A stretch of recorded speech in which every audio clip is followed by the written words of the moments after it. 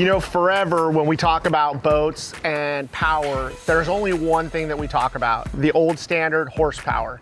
Horsepower is great, and it's a great way to measure the performance of a motor, but it really doesn't tell the whole story. You know, everybody's always worried about that top end speed. I spend very little time at wide open throttle. For me, it's torque. These boats are big, heavy fishing boats. Torque is what gets these heavy boats moving. The V8, the V10. Mercury understood that outboard boats are getting bigger and bigger and heavier. And when you've got a big, heavy boat, horsepower is great, torque is where the work happens.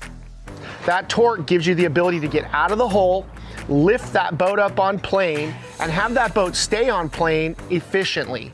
And efficiency at the end of the day is important to everybody. The old saying goes, there's no replacement for displacement. These boats are made for going out in rough, windy conditions.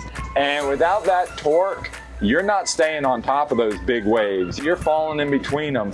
Everything for me is that mid-range. Less fuel you burn, the better off you are. For guys like myself and Rush that are running trips, the more money you make. It's pretty simple. Torque is everything.